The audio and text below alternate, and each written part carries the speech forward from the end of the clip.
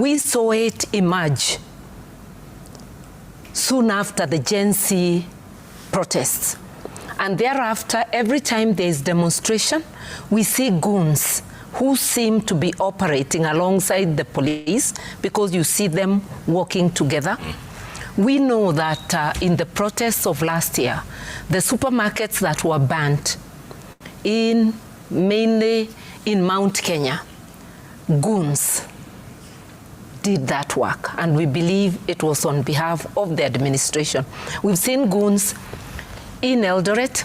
Yep. We've seen goons all over the country.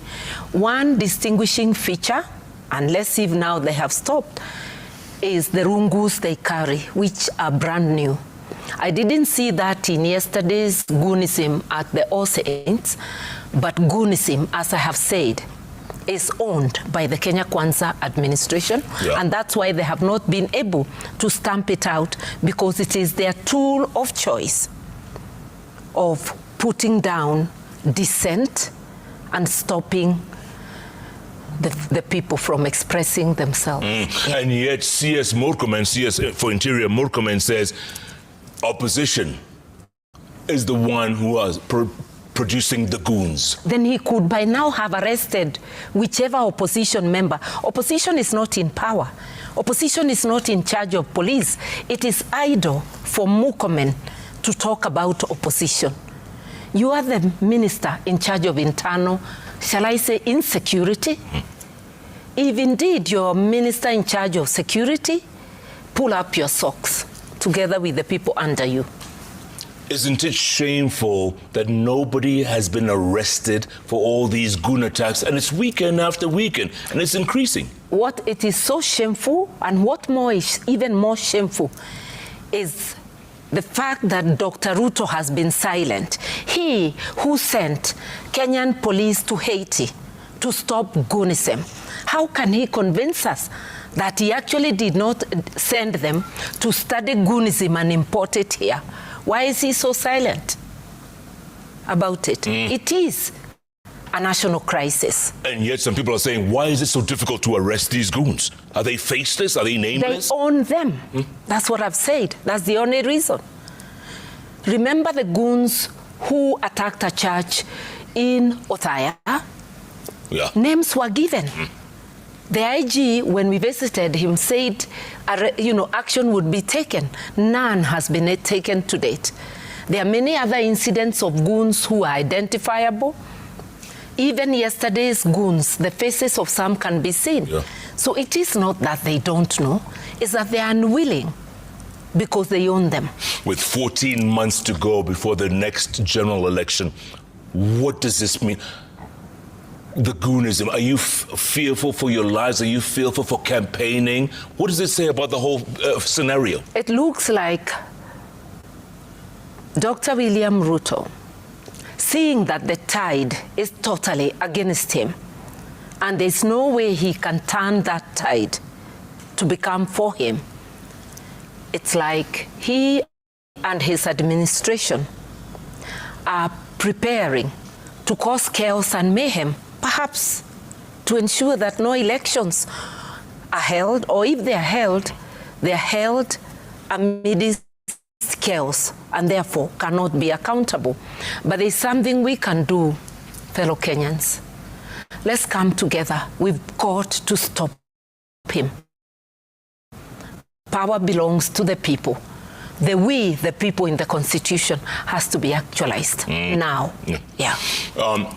There's always someone behind the goons, right? Yeah. Why can't they be named? Obviously, it's not rocket science. Yeah. The goons are being assigned by someone. Yeah. Why can't those people be named? I think that there are people who get to know who they are.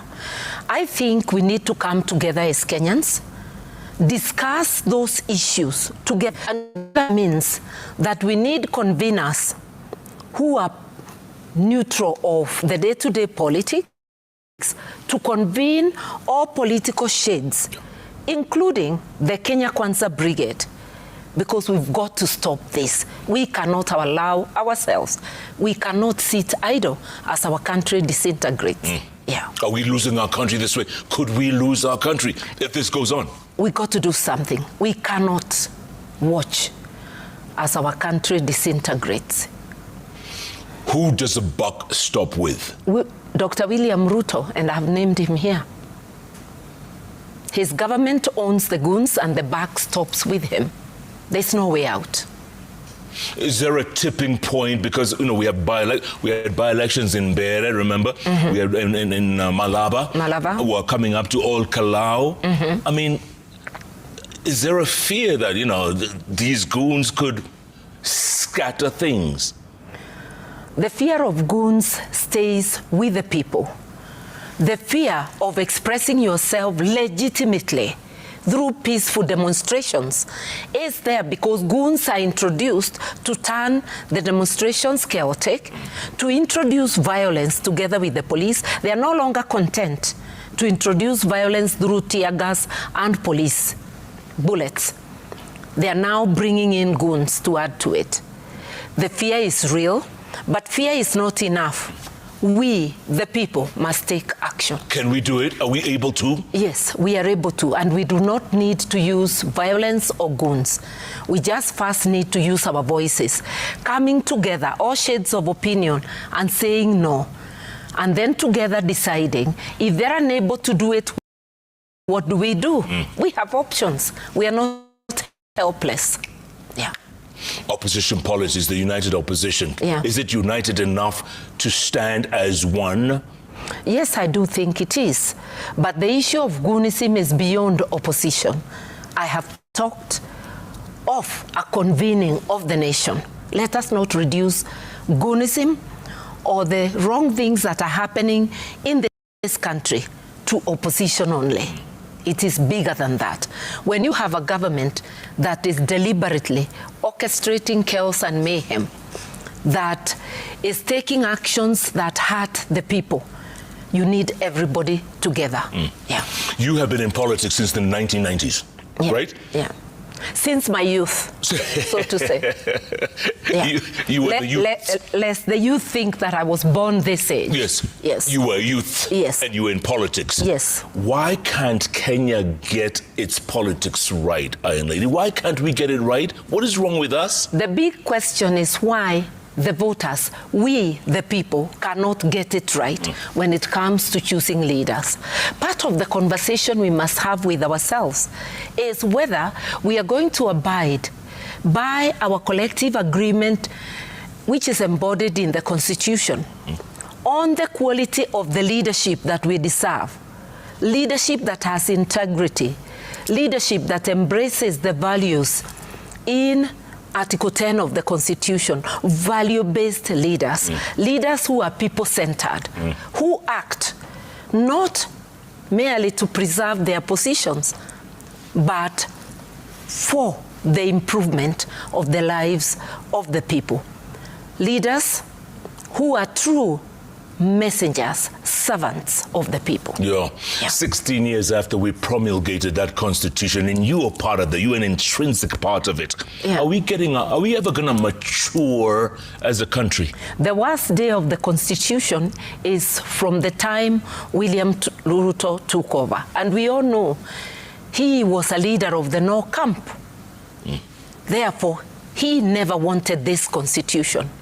He famously said, when I put the Bible down, he not only put Bible down and anything Christian in his actions, he also put the Constitution down.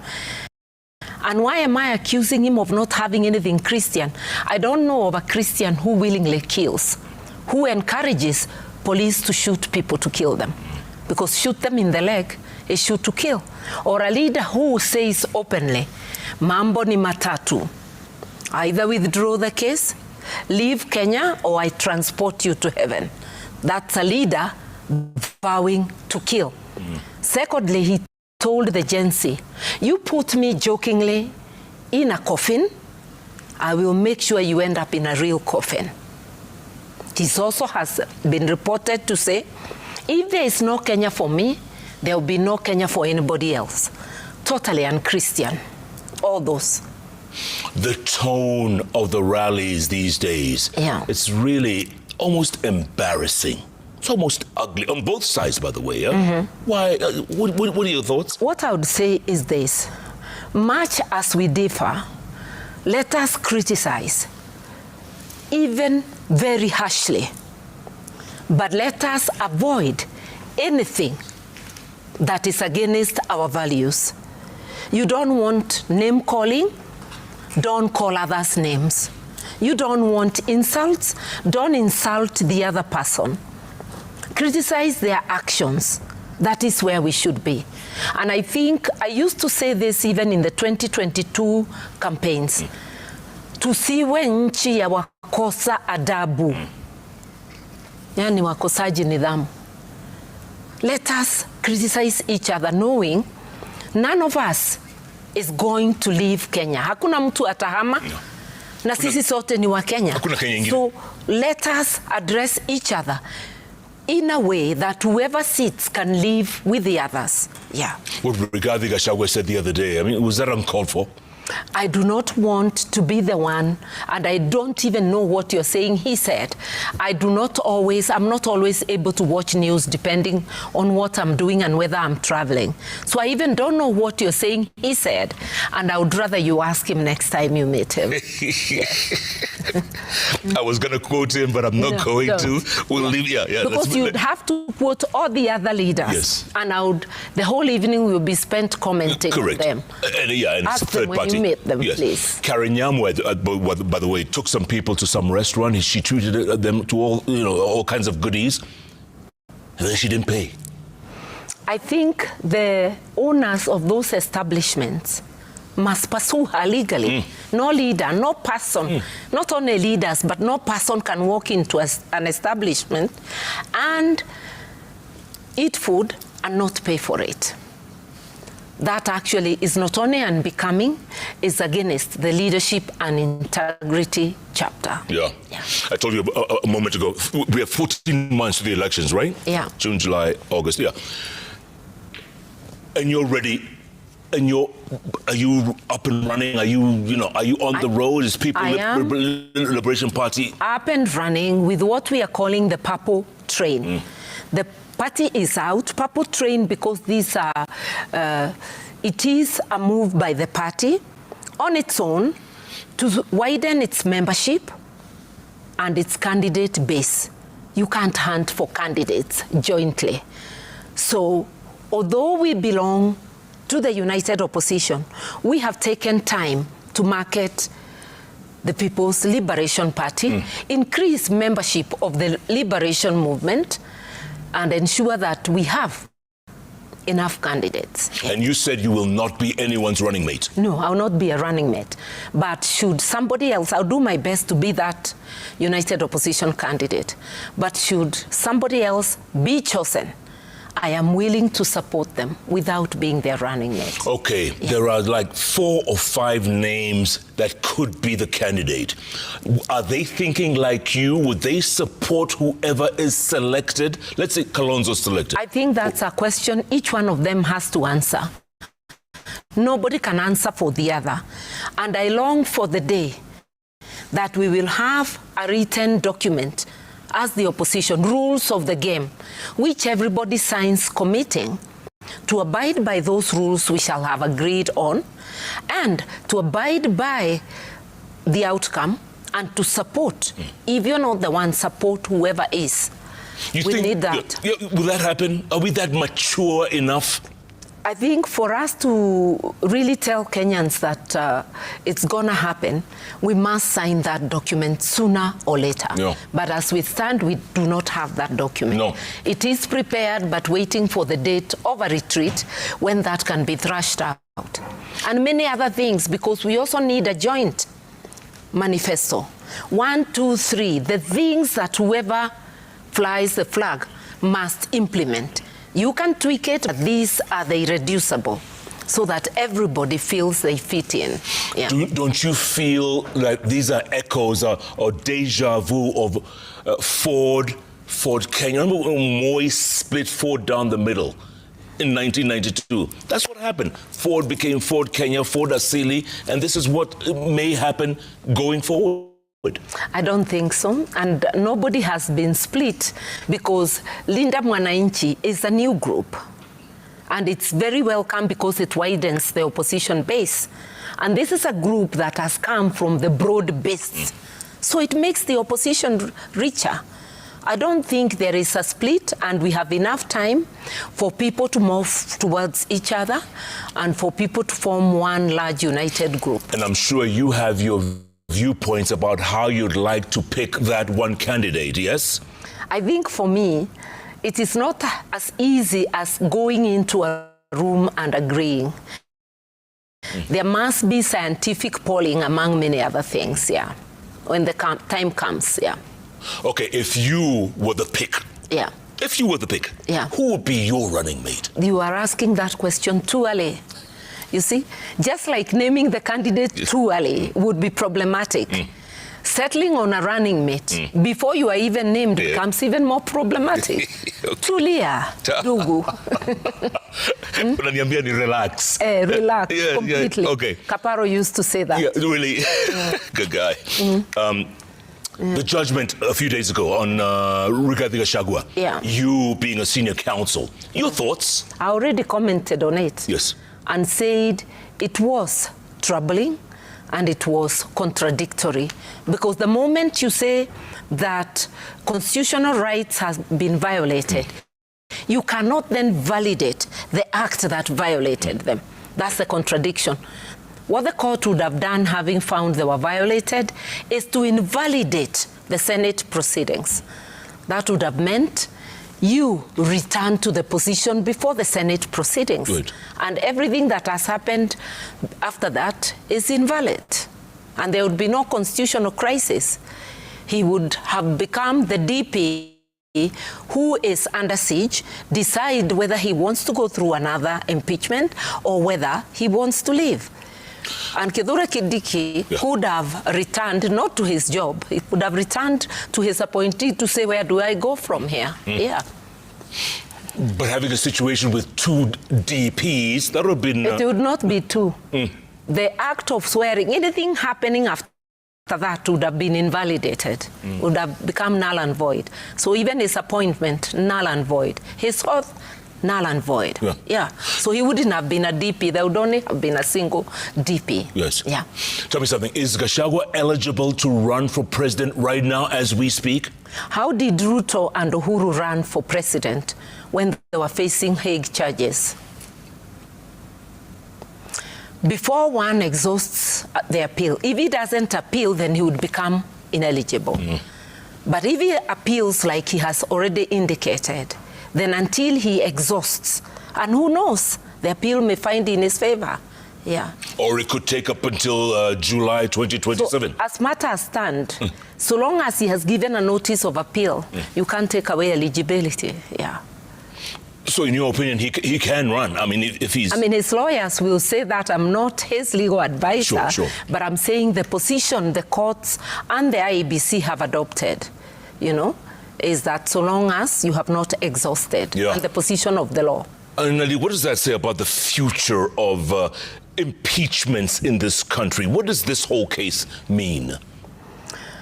It means that Parliament has to be very careful to follow due process. Even when you say that Parliament is independent, they are independent in making decisions, but once they make it, it can be scrutinized and audited by the courts. And all other institutions, including the presidency, their actions can be audited and invalidated or affirmed by courts of law. Yeah. Is this setting a dangerous precedent? It already did.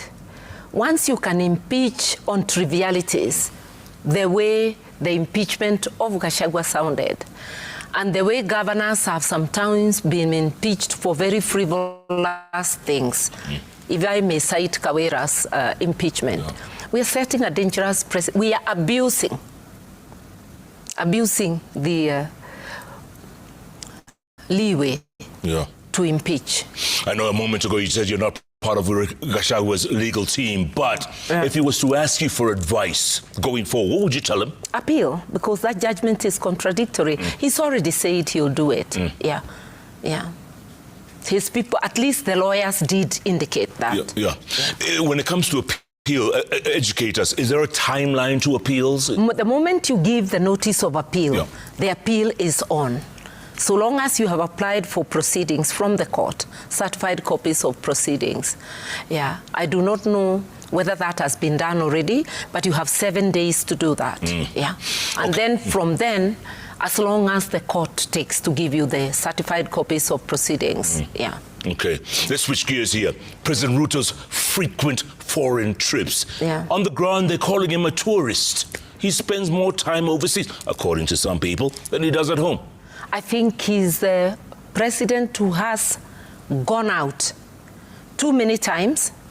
He doesn't like to travel with the National Kenya Airways. He travels using expensive jets, which we can hardly afford.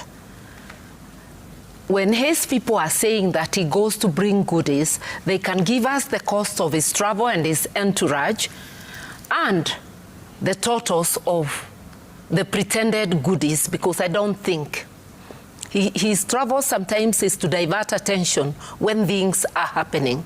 The other day in Brussels, he was addressing a group of Kenyans and some investors, and he said, I am the diplomat in chief. That's why I travel. In a way, then he doesn't need a Minister of Foreign Affairs. You know, every minister is a delegate of the president. And Musalia Mudavadi, the minister in the State Department of Foreign Affairs, is the president's delegate. If he has no confidence in his delegate, how about changing him? I haven't seen a president with a Minister of Foreign Affairs who wants to do the job of foreign affairs. Perhaps he should cede the presidency and become the Minister for Foreign Affairs. If you were president, Iron Lady, how differently would you handle that, travels overseas? The work is right here to see that things are going right.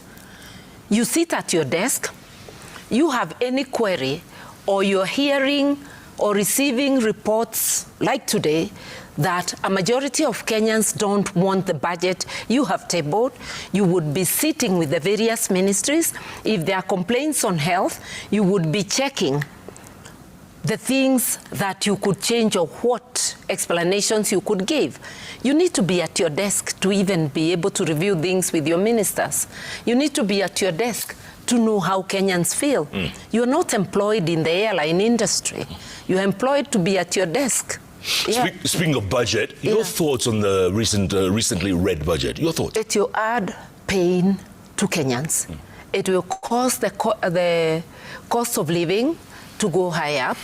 And the areas that I know it will cause pain, it's adding taxes on internet service providers for mobile money, for even for just using the internet to do your thing. Those costs are going to be, absorbed by the consumers.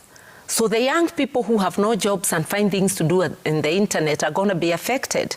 The diaspora who remit money to Kenya, the unbanked people who are using the mobile money as their banks, are all going to incur added costs. They are adding costs of each citizen. And these days, IDs, driving licenses, birth certificates, many things are on, even companies, searches and all that. It means people are going to have additional costs. And the consumers of those services are folks in everyday life. Every day people are being asked for a certificate of good conduct for this and that. It is going to cost them more. Medicines. When you add duty or taxes on raw materials that make medicine, the cost is going to be on the people. And in Kenya, the young and senior citizens are the ones who use medicine most. The senior citizens almost on a daily basis, young children between the ages of 0 through 5 to 10, it means that you're actually causing untold sufferings to very many households. Yeah. And many other things, you know. Presumptive taxes on mitumba. Who trades in mitumba? The traders in Gikomba. They represent Kenyans of all walks of life. A majority, the, you know, small enterprises.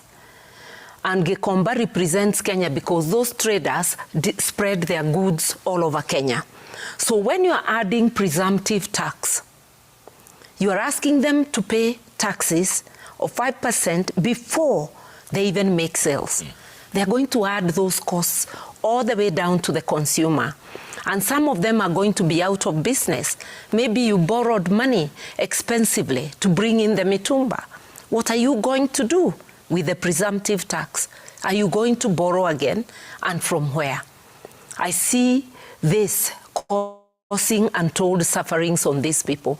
And as though that is not enough, I have learned today that the Kenya Kwanza administration is allowing Chinese wholesalers to come and set up in Kenya. I actually saw it on the internet and it was confirmed to me by traders from Gikomba. Those traders are Nyamakima. Those traders trading in kitchenware, trading in very many things that they go to buy at Guangzhou and come and sell. If Chinese people, hundreds of them, are being permitted to set both wholesale and retail shops here in Nairobi, how many people are going to go out of jobs? Because they are going to bring it cheaper than the traders who go to Guangzhou. Just like we have seen China centers springing everywhere. Before it was only one near Kenyatta University. Now there is a China center somewhere near Village Market in the Roslyn Mall. And I have seen them in very many other places. The question is, and President Ruto should answer this one because he says he travels to give us goodies. How many Kenyan wholesalers or retailers are in downtown Guangzhou or any other town of China selling? Foreign policy ought to be for the mutual benefit of countries. On what account are we allowing foreign nationals to come and compete with Kenyans on jobs that can actually be performed by Kenyans? So you first punish us with taxes, then you throw out of jobs by bringing foreigners. I think the priorities of this government are upside down, and if Dr. Ruto sat on his desk, he would know all these things. The alternative government offered an alternative budget. Martha Karua too offered an alternative budget. Oh, yes. Tell us. And mine came a day earlier. I said very clearly that I would scrap SHA contributions and revert to what we had under NHIF, where all the unemployed were paying 500, with some being supported by the exchequer to pay for their medical services, where there was a limited upward trend irrespective of how much you earned. The highest was capped at 1,700. With SHA, it could even go to 10,000 depending on how much you earn. So people are paying more while getting very little.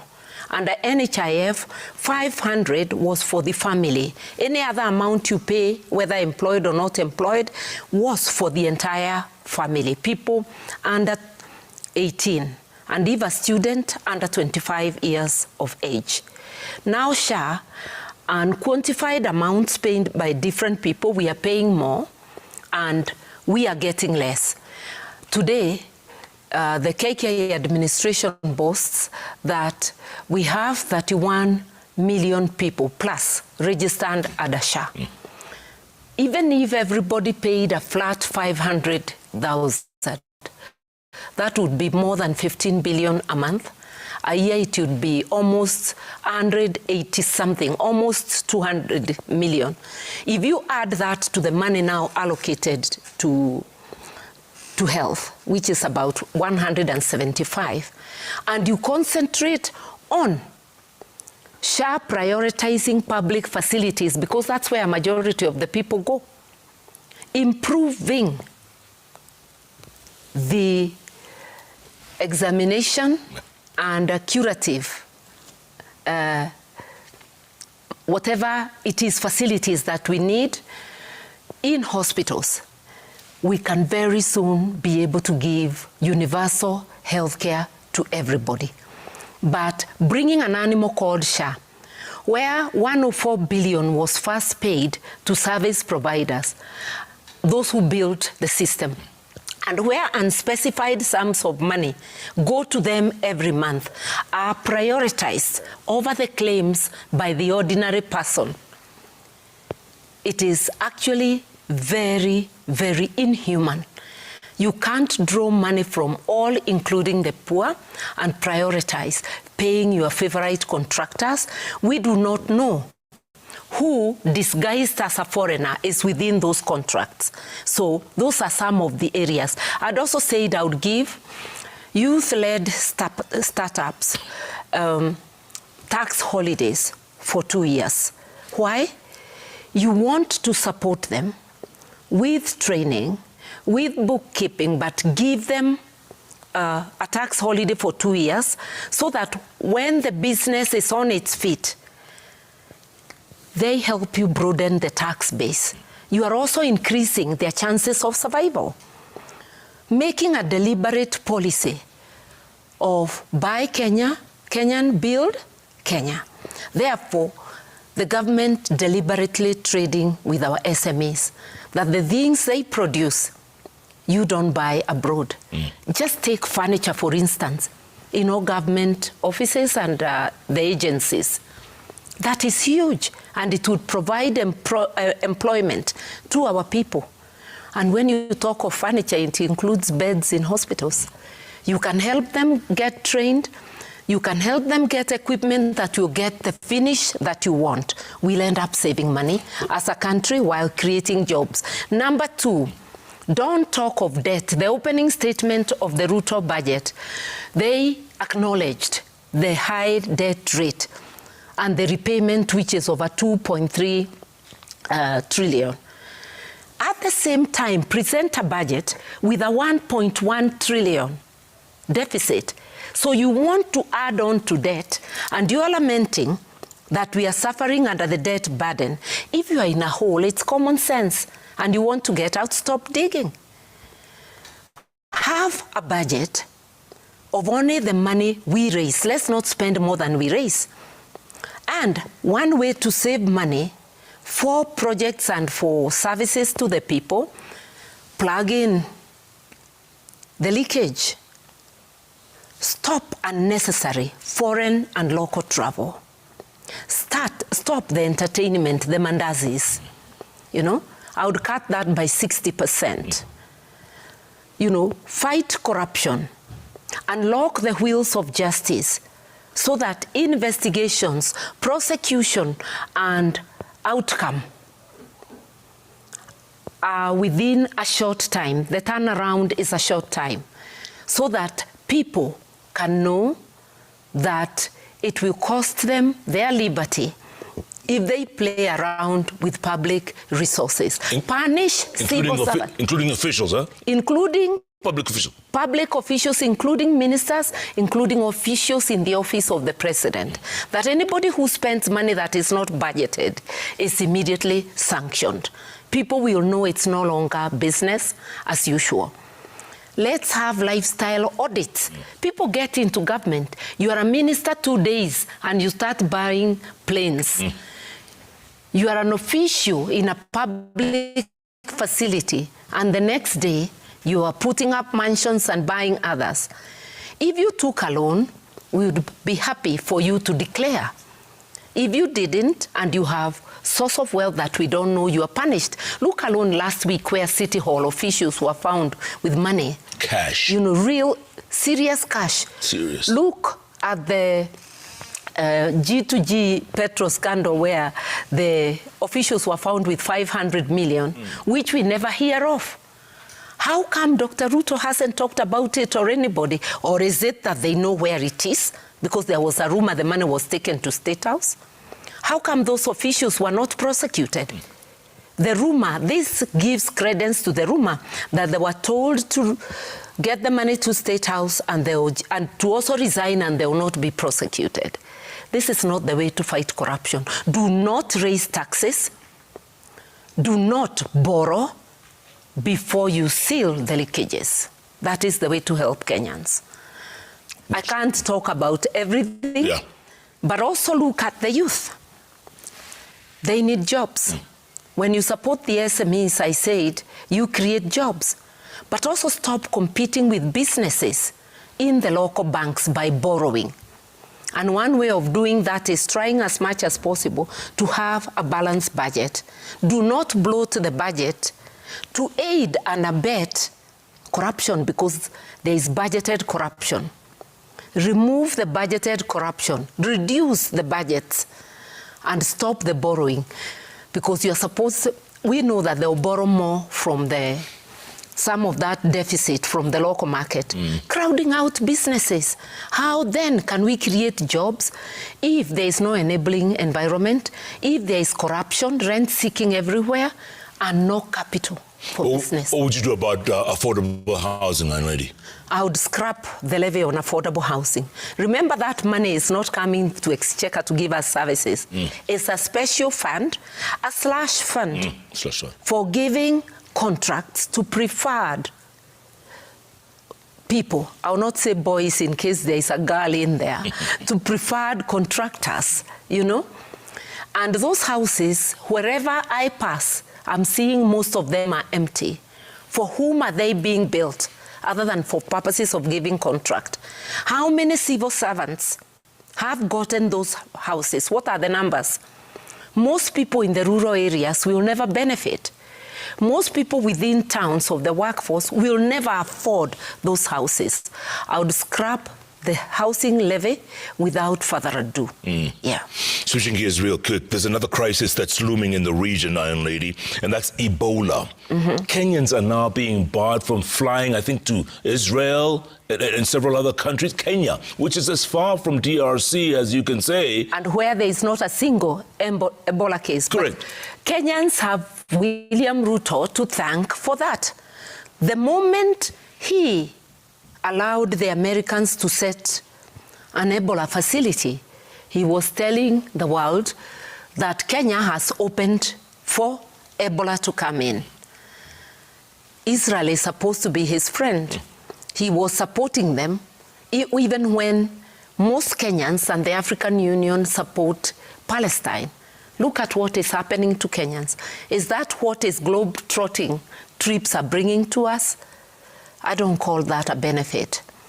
But I'm also saying Israel cannot really say they are our friends if they're locking us out because we have allowed their godfather, because America is the godfather of Israel, you know, and it is against the people's wish. People have died protesting and have been injured protesting in Nanyuki. Kenyans don't want Ebola, you know, especially because the way the Americans put it is that Ebola is too dangerous to be taken to America.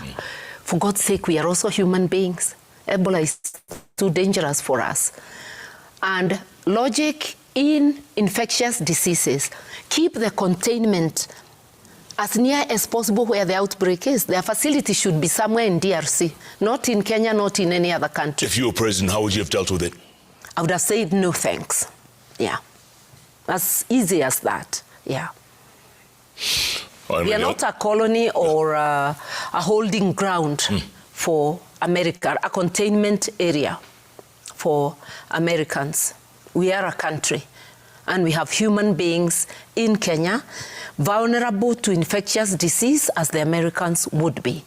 And we know America has better facilities and has previously taken home their own Ebola victims. Yeah. And lady, I want to take a break, come back. There's plenty more, a lot lot of feedback coming in, right, Olive? Plenty of feedback. But and also talk about your plans. What are you going to do in the next few months? Hitting the ground running, or are you part of those sitting on top of a Land Cruiser and talking to people? Or what are your plans for your running for president? Hold that thought. Okay. The Iron Lady. I told you, speaking without.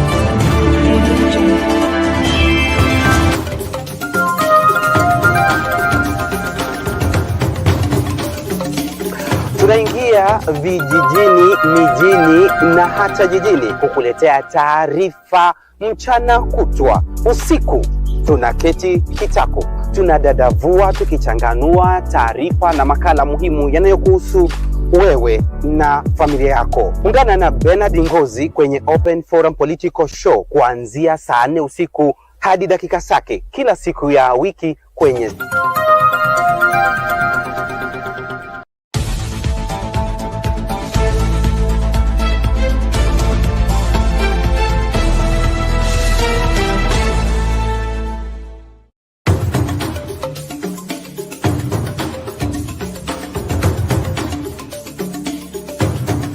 kutoka vijijini, mijini hadi jijini. Hii ni Sound Candid Talk Live.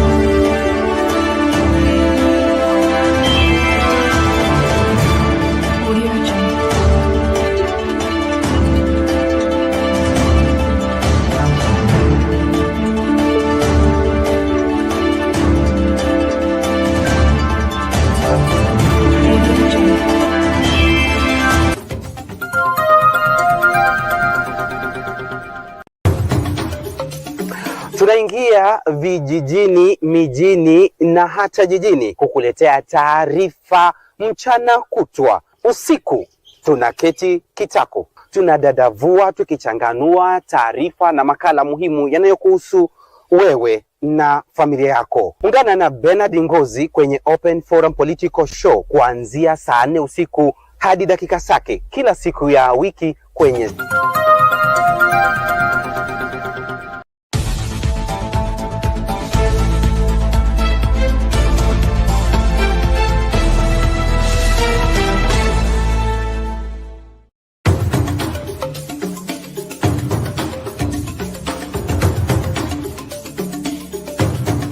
kutoka vijijini, mijini hadi jijini. Hii ni Sound Candid Talk Live.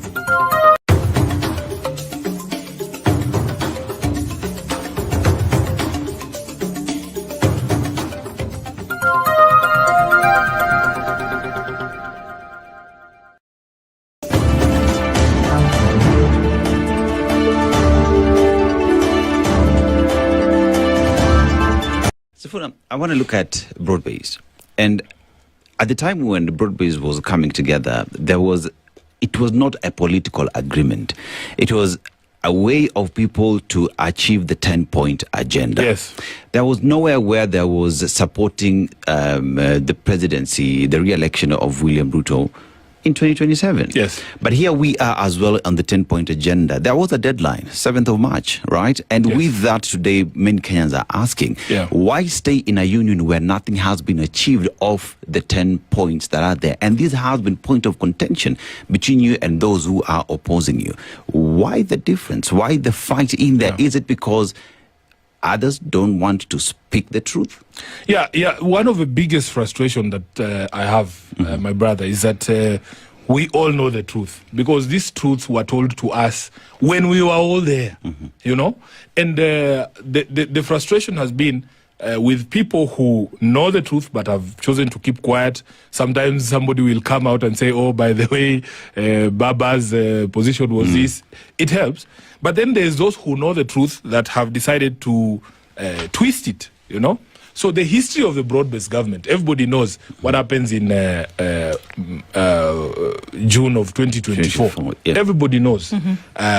The countries on the brink, rumors are circulating that we could actually have the army take over. You remember that situation when the young people took over the streets and came to parliament and the other places.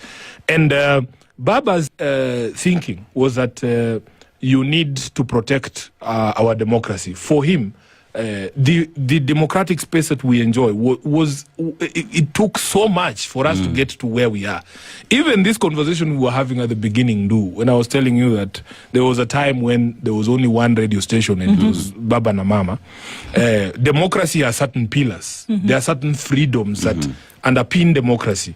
You have to have a freedom of media, freedom of the civil society, freedom of speech, freedom of assembly, freedom of conscience, freedom of worship. These are the key ingredients of a democratic state. And we were not always like this. These young people, I tell them every day, we were not always like this. It was not always possible for us to sit on a show like this and speak freely, you know. And Baba's position was that this thing has to be guarded, as I say, that the price of democracy is a ton of vigilance. There is every possibility that you could actually slip back to what used to happen in the 90s. And he says, we would rather have a bad president who was elected through some process than to have a dictator or a military man in State House, because immediately the military takes over, the constitutional order collapses. All of us, even including those of us who are in parliament, all institutions, including the judiciary and the others, they disappear under dictatorship. And he says, let us show up this government, you know, let us give him the support. We get him to a place where we can remove him democratically. That is the background of the broad-based government. When you hear these other characters tell it, you would think that ODM and UDA sat somewhere in a convention under very normal circumstances and agreed that we are going to form a coalition government. That's not true. By the time we are signing the 10-point agenda MOU, the people who we loaned to government were already in government. So the MOU has nothing to do with the broad-based government. And, you know, these days nobody discusses the MOU because even they themselves, they were denying that we had an expiry date for that MOU. It was the 7th of March. Now, Brian, they go to... Dennis, sorry. They go to KICC and then they purport to extend by 60 days something they claim has not expired. Why are you extending it if there is no expiry date? You know? And for me, some of my problems emanate from my assessment of the implementation of the MOU. Now, it's public knowledge because Baba told the country that it is Sifuna who wrote that document. It is true. We wrote that document ourselves. And there's a background. You know, when Raila came from the AU race, they flew him direct to Mombasa. And when he arrives at Mombasa State House, he finds that they had prepared a document. Actually, it was more or less a coalition agreement with UDA. And Baba says, there's no way I can sign this document. His style was, first speak to my people. Right. Yeah. And you see him embarking on these consultations across the country, talking to people. And Mzee used to know, even when people were patronizing him, he comes back from the initial consultations were in the coast. He comes back from those consultations, and in front of all of us as leaders of ODM, you know, I saw I saw Caleb Amisi, my brother, doing a radio interview with a Bible in his hand. Yeah. I think that thing should be standard now. Everybody should hold a Bible and tell the truth. Yeah. You know? So Baba comes back from those consultations at the coast and he says he can tell when people are afraid to annoy him or to disappoint him. He can tell people who are being patronizing. He can tell people who are afraid to tell him what they actually feel. So he says out of Kilifi, Mombasa and Kwale, the only people who told him what they actually felt about that proposal to do an MOU with UDA are the people of Kwale. Okay. Yes. He says they are psychophans in Mombasa. He said it himself in front of people. Now, it's not the people of Mombasa. It's the leadership in Mombasa that have decided to be psychophans. Ati baba we kile ambacho utaamua sisi tutafanya tu. Kwa sababu, you know, as a leader, you also depend on people to shape you sharpen your ideas, to bounce off ideas. You cannot just have people who say, Sifuna akisema left, tunaenda left. You know? So, the 10-point agenda, there is that conversation. And then we have a central committee meeting at night in Kisumu, the day before we did the Jamboree in Busia, you know? And Baba informs the team that, you know, there is a group of experts who have been given the mandate to do a proper document, you know? That the one he saw in Mombasa, that one is not who we are as ODM. And at the end of the meeting, he tells them, when you guys finish doing that document, give it to Sifuna. And the room goes quiet.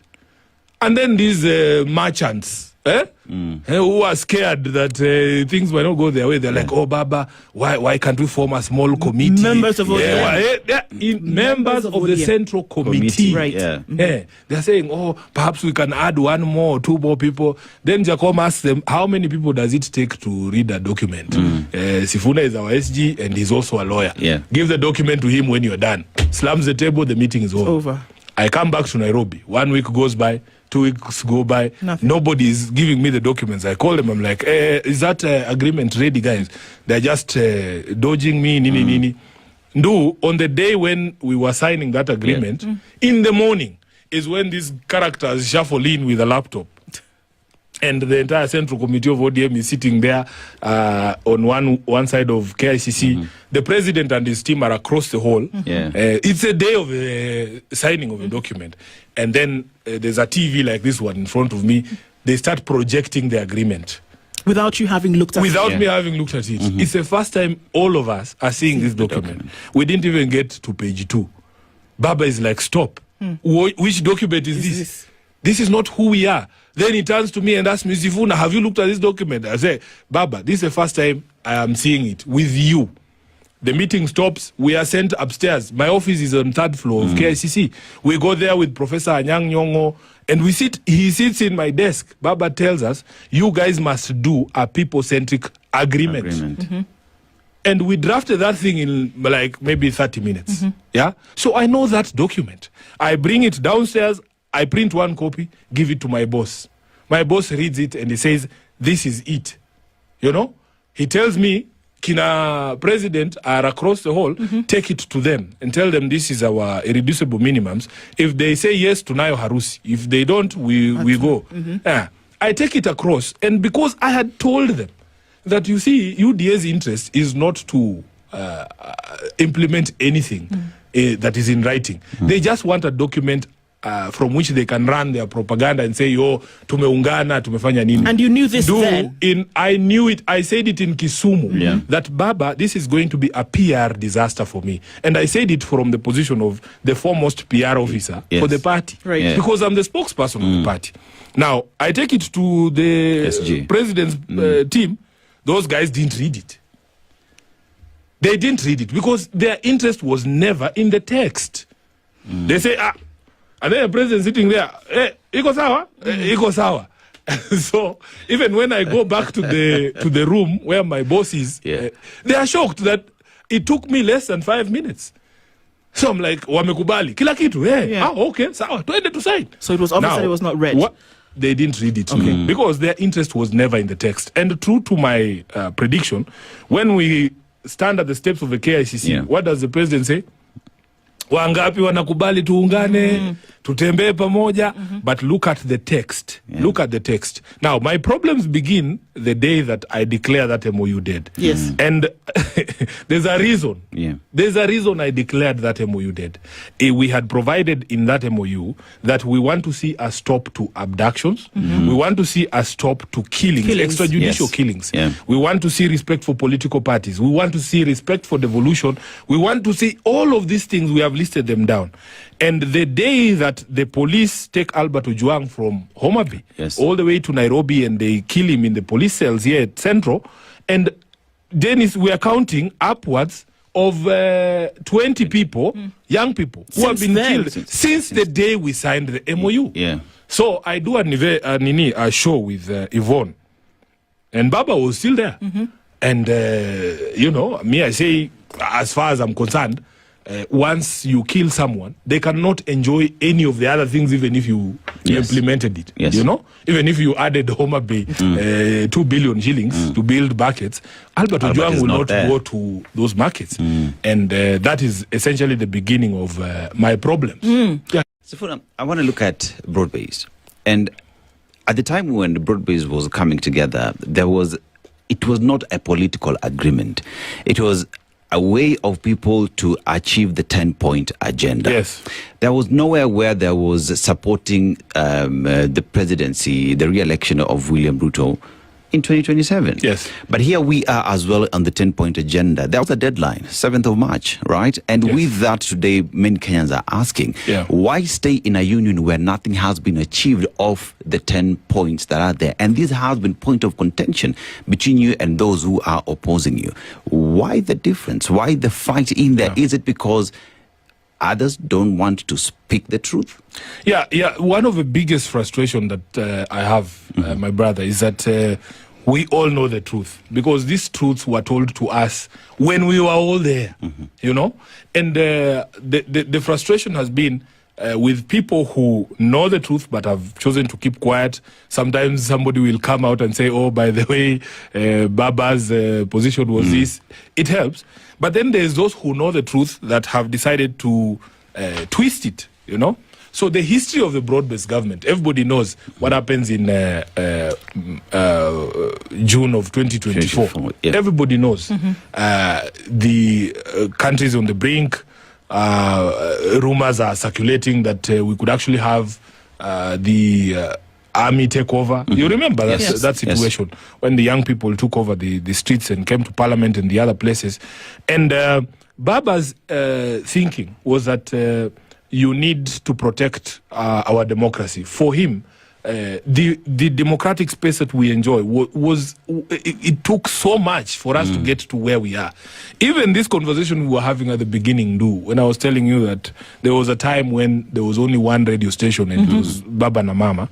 Democracy has certain pillars. There are certain freedoms that underpin democracy.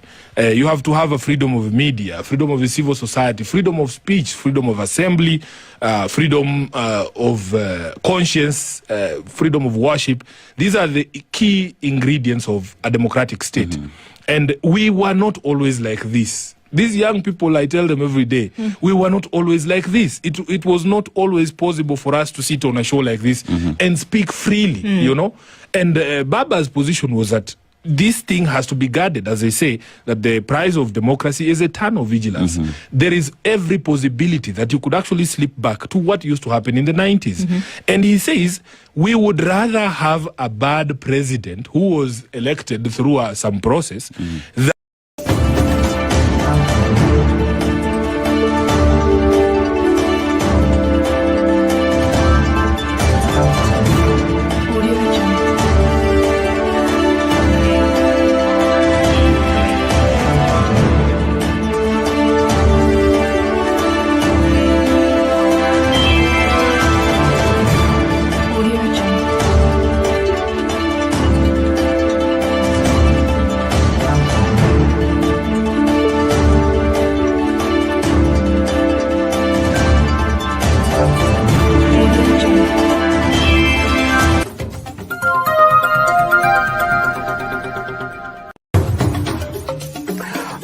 Tunaelekea vijijini, mijini na hata jijini kukuletea taarifa mchana kutwa. Usiku tunaketi kitako, tunadadavua tukichanganua taarifa na makala muhimu yanayokuhusu wewe na familia yako. Ungana na Bernard Ngozi kwenye Open Forum Political Show kuanzia saa 4 usiku hadi dakika zake kila siku ya wiki kwenye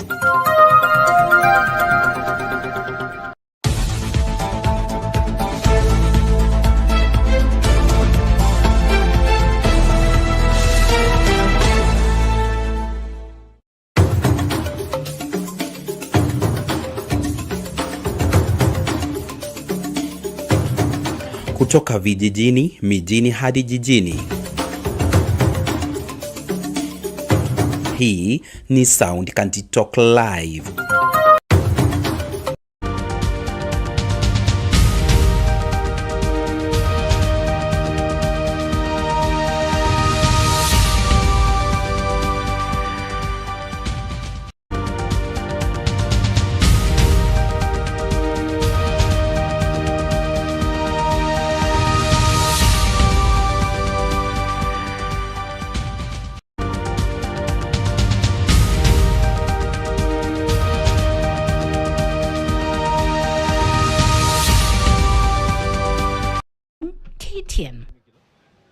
Leaders across the political divide are now reacting to the shocking rise in fuel pump prices with growing concern over the impact on the cost of living for millions of Kenyans. The latest adjustment has triggered fresh debate over taxation, levies and government policy, with some leaders arguing that the burden on consumer has become unsustainable. This as Energy CS Opiyo Ndai continues to explain the fuel hikes.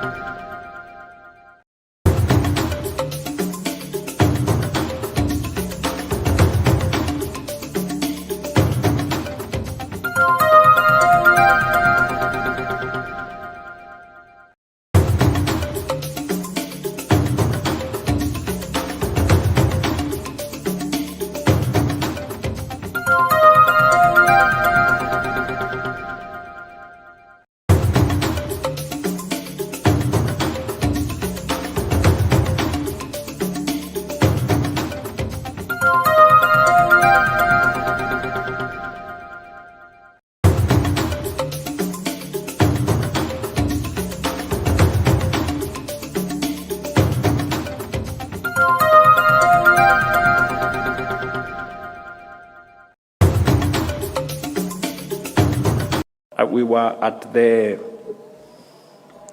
prayer breakfast yesterday in Safari Park. As I went to Safari Park, you could clearly see that the road from Nairobi to Safari Park on the side coming to Nairobi was full, you know? So we need to do an expressway on top of Thika Road.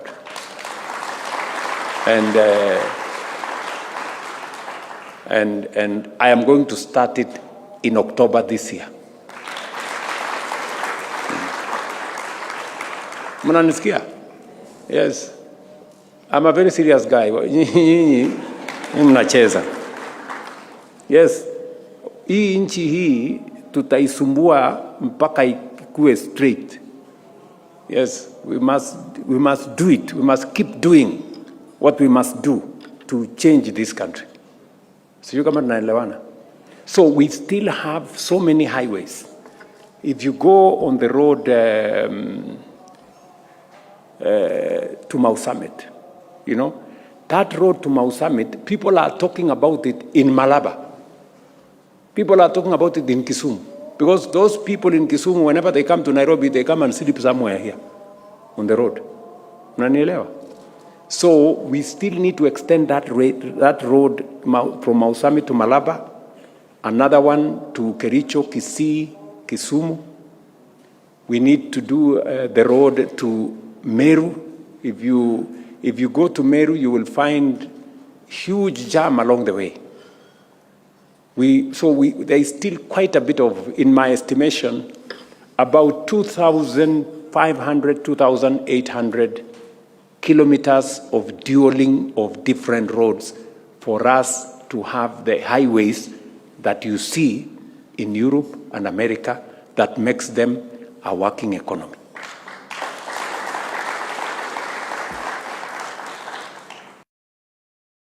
We were at the prayer break. The past fortnight, vitu mob zimekuwa zikifanyika in a very quick succession, and I'm here to update you. Before tuanze, kumbuka that in this country, nothing, and I mean nothing, is a coincidence. Earlier this week, 16 girls lost their lives in Utumishi Girls Senior School's dormitories pale Gilgil. May their souls never rest in peace until true justice is served to them. A serious conversation about the safety of our children in this country is long overdue. And in all this, I smell propaganda perfectly blended with co-op stories. Regardless, time will tell. Jiulize, why was the Ndarasha incident swept under the rug? And speaking about sweeping under the rug, harsh truth is that both you and I have a hand in this, because why didn't we show enough concern by then? Why do Kenyans always have a strange tendency of taking things casually? Ama unangoje kuwe mtu wako ndo uamini siku zuri. Kumbuka kuna siku utaipanda mahindi uvune maragwe. Hakuna venye uta-enable incompetent leaders kukongoza, then you expect suddenly to wake up to positive news every morning. Half a year ago, niliposti video nikiwhistleblow this 5-year health deal agreement that was made by our regime in collaboration with the United States. Coincidentally, earlier this week, Trump orders his military to set up an Ebola quarantine facility in Kenya within a week. Now, ukitaka kujua people holding very powerful positions are pulling strings to make this happen,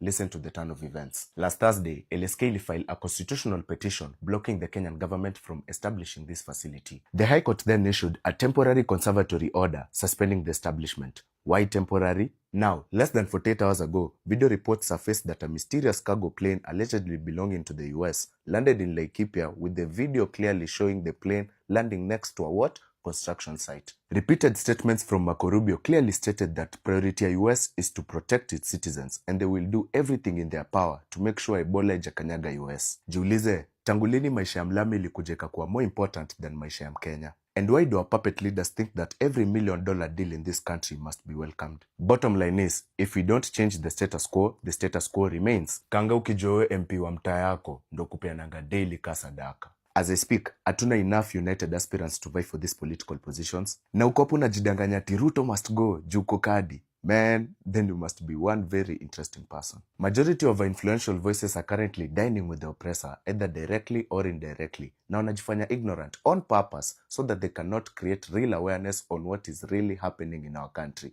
Nyijueni tu time will surely expose you. You can fool some of the people all of the time, and all of the people some of the time, but you cannot fool all of the people all of the time. Kenya never earned independence. Until we address this, us and our future generations will simply live our lives being hypocrites, apart from obviously being IMF sole employees. We Mkenya, usidistractiwe na riba za jaba. Keep your eyes on your land and minerals kama Jacob Juma. Repost vida, the goal is to educate all Kenyans. The past fortnight, vitu mob zimekuwa zikifanyika in a very quick succession, and I'm here to update you. Before tuanze, kumbuka that in this country, nothing, and I mean nothing, is a coincidence. Earlier this week, 16 girls lost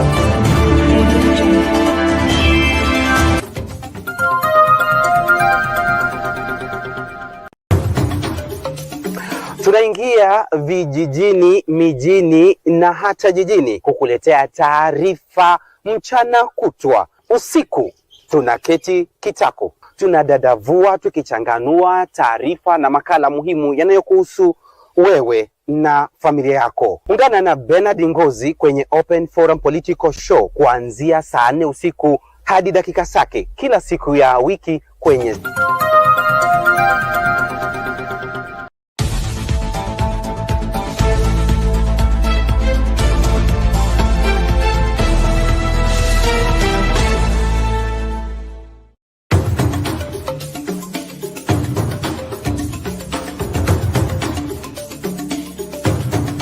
kutoka vijijini, mijini hadi jijini. Hii ni Candid Talk Live.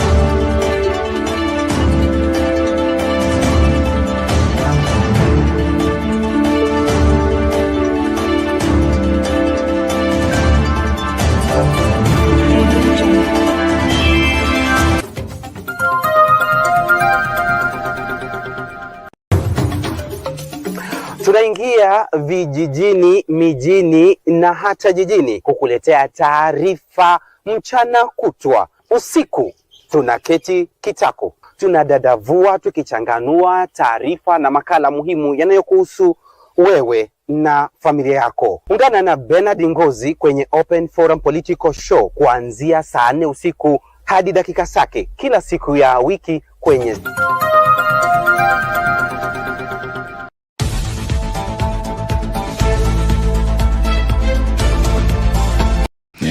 Okay, you've been with us for some time, and I'll definitely say we're grateful that you've done that. Our last question at this point. Yes. The words that you speak are very people-centric, people of Kenya. Yeah. And one of the things that you've also mentioned, time without number, is that you cannot make promises to people that you will not keep. Correct. You will not say that you'll be president today. You will not say that you want to run for president tomorrow. But one of the things that you have said is that the people of Kenya and what they need and want must be established. Correct. Is that something that folks will be able to hold you to come rain, come sunshine? Come rain, come sunshine. That one I can tell you for free, because we have a responsibility to do. I mean, none of us planned to be in this situation that we are in right now, but we find ourselves here, and we can hear what the country is saying. We can hear the call. We can hear the yearning. I mean, at the very minimum, you have a responsibility to answer to the call that we can hear out there. We will not make promises that we cannot keep. We will accept that things will be tough, things will be difficult. In fact, I feel bad for the next administration, because if you see the sort of things that these guys are doing right now, they have securitized everything. They have taken debts on everything for like the next 15 years. You know, so it will be very tough, but we will be true. I mean, we will just tell you, hii kitu haiwezekani, and you will be with us there when we are trying to solve some of those problems. Na tuwaambie hii kitu imetushinda. Unaona? There is no reason to not be open with the people. As I've given you the example, if this roof is collapsing and I know it's collapsing, why would I just sit here and allow you to die? Yeah, I can tell you this thing is going. Wacha tutoroke. But we want to thank the country. We want to thank everybody who has been showing up. We want to assure you that we come in peace. We want to be able to sell our agenda, our proposals for the country. And I've said the country does not have a hardware problem. The country has a software problem. If we can persuade you guys that it is the software, it is the values in the constitution, it is about your freedom, it's about democracy, it's about social justice, it's about rule of law. Can I just demonstrate that rule of law point and then we close? You know, we have been asked, for instance, how do you know how jobs are created, Ndu? The government by itself cannot employ all of us. No. Yes. You need the private sector to have confidence in your country, to be able to put money here. Now, the rule of law is such that it's so important and critical, Dennis. If the story has been told of people, Airtel, I think, looking for a headquarters for Africa. Then they propose Kenya. They propose Nairobi. You come here, you look at a piece of land in Upper Hill. Immediately, first of all, there's all those people who just hold land for speculation. Immediately, they hear that a big company such as that is looking for land.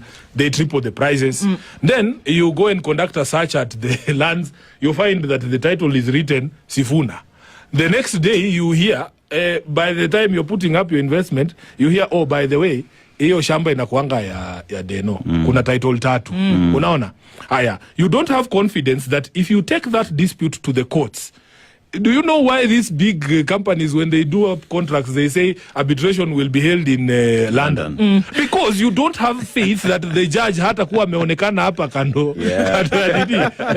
Rule of law is such that, and even if the judge is not bribed, and they give an order saying this shamba belongs to Ndu. But now, the senator of Nairobi also has a stake here. Not a stake, a title. Now, koti imesema shamba ni yako.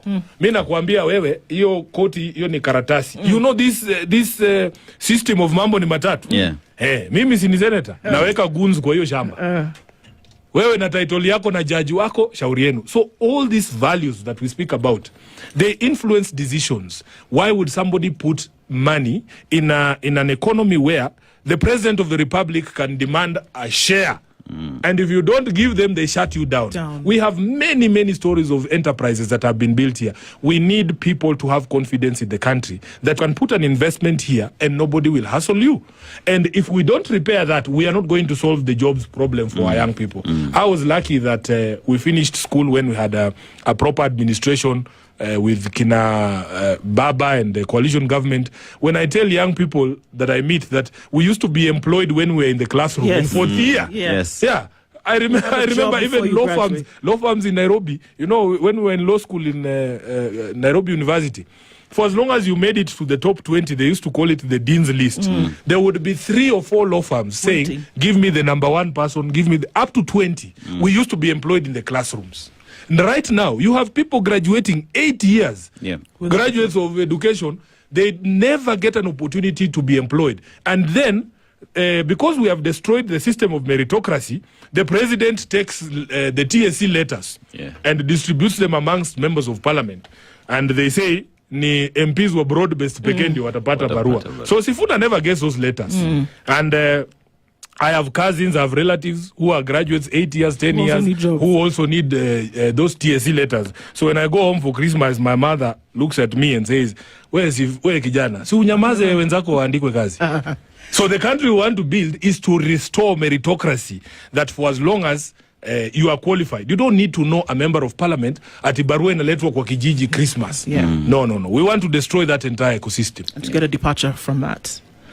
Senator Edwin Sifuna and ODM Secretary General, thank you for being here with us this morning, definitely to get some insights into some of these things. People are going to hold you accountable to the words that you speak. Asante sana. I am ready, and I want to thank you for providing a refuge for these conversations when others are shutting us down. And I'm happy, and I'm hoping and praying that you will continue to be an independent media house that allows all voices to come and sit on this seat and express themselves. Thank you. Thank you very muour for that. We'll finish the way we started. Welcome home. Asante sana. Sasa ile chai yangu tu ndio mmenikosea kama kiongozi wa jamii ya Mulembe sijafurahi. Our friends at Radio Maisha have now been able to step up on our behalf and pia Radio Maisha naenda huko. Yes. Watajua nini stations za radio ni mingi bwana. Hawezi kutufungia. Asante sana. Till the next one. Thank you. Okay. You've been with us for some time, and I'll definitely say we're grateful that you've done that. Our last question at this point. Yes. The words that you speak are very people-centric. Yeah.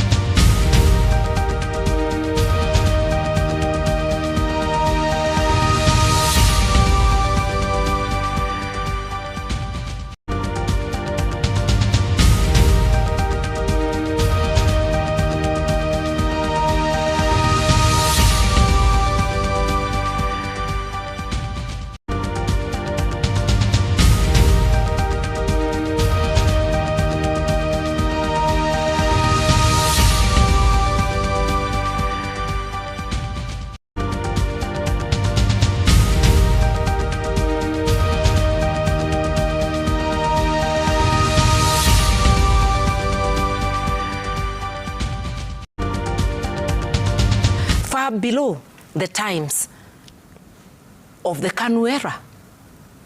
That's what makes me bounce back, to join my children and grandchildren in trying to get the country back on the course of the rule of law and to respect human rights and democracy.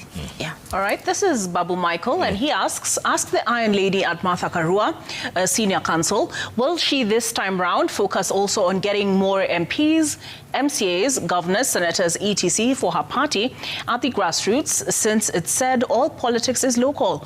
In 2022, the party did not perform well. Exactly. That's why we are out on a purple train. Yeah. All right. Let's see. And I must say that in 2022, I concentrated on the presidential campaign, being on that ticket, and we agreed that we will rebuild the party after those elections. We are doing exactly that. All right. This is Jonathan Karibu. You have worked with and against many of Kenya's political heavyweights. What concrete agenda beyond removing the current administration is uniting the opposition today? I think that's been asked. Do you trust the IBC to conduct a free and fair election as currently constituted? No, I don't. But Kenyans, united together, will provide mechanisms of making sure that we thwart any move to rig the elections. Yeah. Okay. Let's see. Yes. Caleb Kane says Martha Karua is an epitome of reason when it comes to principled leadership, and the future of Kenya cannot be written or determined without her contribution. Long live ma'am, and long live the purpose of democratic change. All right, good thing. Thank you for that. Join the liberation movement. All right. This is Ongoya, who says, ask the Iron Lady how exactly the opposition will scrap the housing levy if the current rumors about it being securitized for a 100 billion loan become real. And what will you do to those houses then? Remember that we will be scrutinizing the debt register, making it public, and seeing whether all these things were legitimately done. I do not remember any debate in this country, any public participation of securitizing the housing levy fund. So let the buyer beware.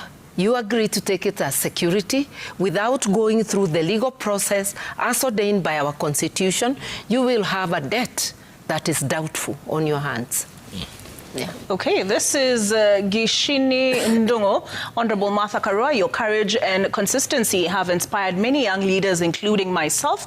My question, if elected in 2027, what one institutional reform would you prioritize within your first 100 days to leave Kenya stronger than you found it? Making sure that the country is back on the path of rule of law, making sure that enforcement is real-time, unlocking the wheels of justice, as I call it, and making sure that service delivery is prioritized, quality service delivery, having universal healthcare and education, same way we had promised when I was on that ticket with Raila. What about arresting those thieves who we know have stolen billions? Would you do that? Once the wheels of justice are operating, the justice system consists of investigators, prosecutors, and the courts who determine. That is what we call due process. Once you unlock it, Martha Karua will not arrest anyone. It is the law that will cause your arrest, and you're being processed through the due process. It's not personal. Nothing personal. Just get the law working. It's business. Yes. Sylvester says, Jeff, I can't get past her role in subverting the will of the people in 2007. What can she do to convince me to support her? Also, what her thoughts are on Linda Mwananchi. You accuse me of subverting and you still want me to give you my views on Linda Mwananchi. I'll answer this question this way, that I have refused to be taken on that path of answering for something that is not real. If international investigators, Luis Moreno Ocampo and others, did not find the name of Martha Karua mentioned anywhere. 20 years later, where is the questioner getting that evidence? It is manufactured to distract me from the issues of today and from the campaign. I would advise the questioner, go read the Kriegler and Waki Commission reports. The people asking the questions also have a responsibility. I am not mentioned anywhere by international investigators. You can't say that it's Kenyans whom I have compromised. Where do you get my name? And have you asked those questions to either William Ruto or Uhuru, both who were rewarded with the presidency after being arraigned as perpetrators at The Hague? Have you asked any of the perpetrators? I refuse to be dragged down by a question that is not. All right, and on Linda Mwananchi? Linda Mwananchi, I already said, it's a very welcome group, and it's eating from the broad-based. And I believe, and you have heard them talking of the united opposition in their rally, that we are marching towards the same direction, and that at a proper time, there will be a unity of the entire opposition. Remember, there are also candidates who are neither in Linda Mwananchi nor in united opposition. And they are there, and there are many others who are going to come up. We must remain as people open, as people who want Kenyans to have a better life. Kenya is a country to stand. We must remain open to unity of purpose. Yeah. All right, this is Ken Mijungu. He asks, the Constitution guarantees 2 terms of 5 years each on the election of a candidate in a general election. Is it time Kenyans reconsidered, revised, reviewed, amended the Constitution so that we don't have to contend with a bad leader? We give them a single term, so when they finish, they go and we deal with whatever wrong or injustice they did while in office. I'm a proponent of 1 term. 1 term for Ruto, 1 term for Martha Karua. In a country and a region where people are thinking that being elected is equivalent to acquiring a title deed to leadership, we need to have a series of 1-term presidents. You work without focusing on re-election, and we do the best we can do for Kenya. And I want to say that even those who have had the opportunity of being elected twice, like President Kibaki, his best was in the 1st term, not in the 2nd, where the grand coalition became the grand corruption train.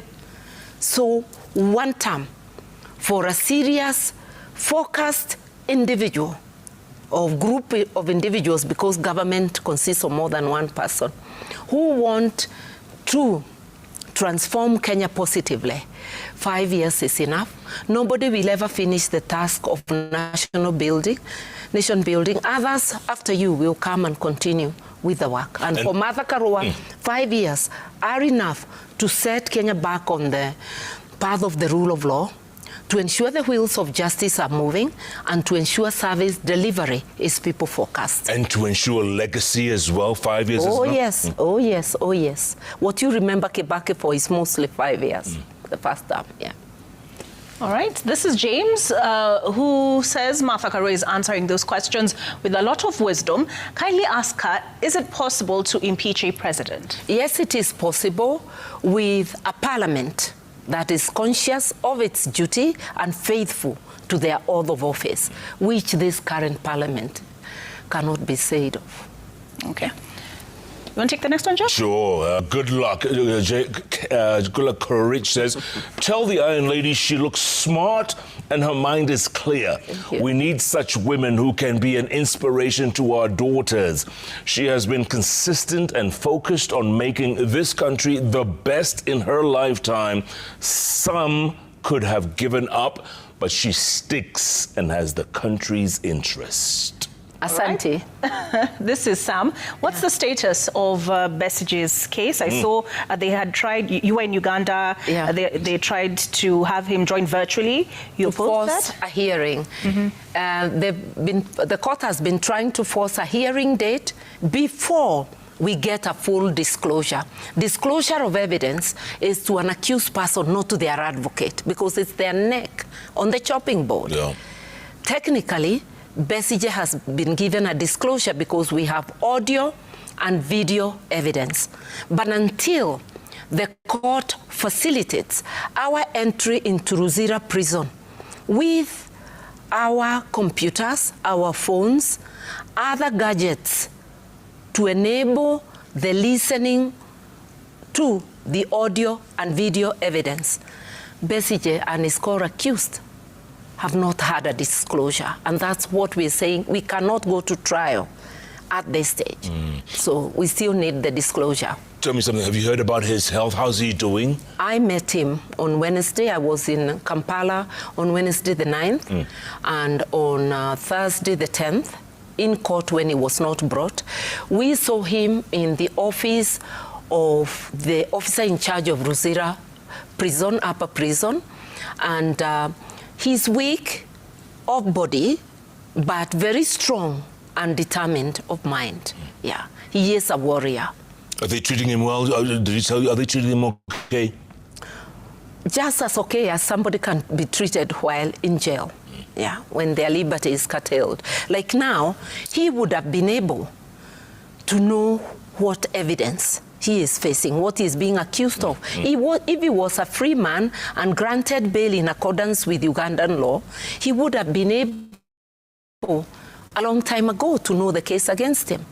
We would not be suffering a technical disclosure which does not amount to a substantive disclosure. Sure. Yeah. Okay, this is James Gadhu Ndongo. Martha Karua is the best among the united opposition to run for presidency because of her strict values in the rule of law and her experience in the judicial jurisdiction. Okay. Your vote, your views will matter because I believe among the things to be considered at the end, although we have not had an agreement, will be repeat scientific polling. So your view matters. Thank you. All right. This is at J. Knoxville, who says, Mama ni kazi, mimi nitapea mama kura yangu. They say mom knows how to run a family. I know Iron Lady at Afinya. Good work, mom. I hope that united opposition choose you. Asante. Dirango Jimmy from Kingero in Wangiga, Kabeta says, I think Honorable Martha Karua should be given a chance to lead this nation. So informed, brilliant, articulate, and very intelligent. She answers questions directed to her with ease and clarity. She beats men at their own game. Very sober and knowledgeable. Kudos, Mahesh. All the best. We love you. Hey. Asante. Wagige. Where? All right, this is Miriam Ahmed from Mombasa. It's amazing that the so-called Iron Lady has every negative comment about Hechi, the president, and nothing negative about her friends, even when they have messed a lot. She says, give us a break. Just to remind him that those elected and sitting on the seats are the ones we must hold to account. The greater responsibility goes to the people who are utilizing our resources and who are not listening to us. Those are the people you chose. Do not kill the messenger. Look at what is before us. Yeah. Okay, you can take this one? Sure. MC Ruma says, Senior Counsel Martha Karua says, what many Kenyans are thinking, no sugarcoating, just straight talk. From crushing taxes to rising political goons, she continues to call out the issues others avoid. Kenya needs more voices willing to speak truth to power. All right, this is Kibara Mwangi. I believe Martha can make a good president. However, ask her, in her opinion, if Kenyans are ready for a female president. Oh. I remember a poll conducted recently said, yes, they're ready. And I don't remember any poll conducted to ask whether Kenyans are ready for an incompetent male. Guy. All right. What? Shini Ndongo once again says, Martha Karua, Honorable Martha Karua, your courage and consistency has inspired many young leaders, including myself. My question, if elected... No, this one we did this, huh? We did this. What one institutional reform? Yeah, we did this. Yeah. Sorry? John Musang says, I've seen all the politicians speak, but Honorable Martha Karua, you have a strong stand. Shikilia hapo kabisa Iron Lady. Hey, Jeff. Asante nimeshikilia. All right, this is At Being Charlie. The globe trotting comes at a time when the government is failing to fully utilize Kenya's diplomats already stationed abroad to push our economic and political agenda, instead of empowering these ambassadors to do that work consistently. I agree. Maneko says Martha Karua captured the spirit of this moment in 3 simple but powerful lines. 1, people, 1 purpose, 1 term. No tribe, no region, no diversion. A united people driven by a common purpose can achieve what politicians and power brokers believe is impossible. Agreed. This is Gladys Mudhuki. Martha could make a good candidate because she has integrity, she's well equipped to uphold the Constitution, prioritize human rights, and today she's speaking on the economy, especially the language that we all understand is very simplified. I am impressed. You go, Mama. Sante. All right. Is that it? Oh, Nia. Oh, all right. Well done. Lots of tweets coming in thick and fast. Iron Lady, we're going to give you a moment here. Final thoughts going forward. What do you tell Kenyans now? I would tell fellow Kenyans that what we are suffering right now is a deficit of trust in leadership. Moving forward, we, the people, the voters, must elect candidates in whom you have trust, candidates of integrity, people who hold dear the values in our Article 10 of our Constitution, and who will put the needs of people above theirs. Today's KK regime is behaving as though leaders exist to be served by Kenyans, not leaders existing to serve Kenyans. We must change this. And when I say change leaders, it is from the MCA up all the way to the president. Kindly, when electing, know that the task ahead is to return the country to the rule of law, fight corruption and impunity, and ensure services to the people. You can only do that with leaders of integrity. Scrutinize the records of those of us who come before you for all the 6 seats. The ball is in our court jointly. This we can do. We can transform Kenya, join the liberation movement, and join the one-term movement. And the purple train moves on. The purple train moves on. It's almost at your door. We'll come calling. You think you can do this? This I can do.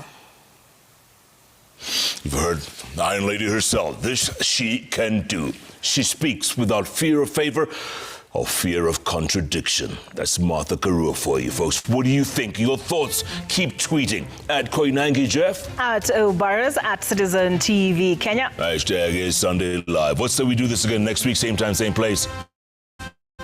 We have no choice. Iron Lady, will you join us next week? If you invite me, I will. I'm getting addicted. You are. And she's smiling. I made you smile again. You make me smile. Yes. I love the show. We love you. We love you. We do, honestly.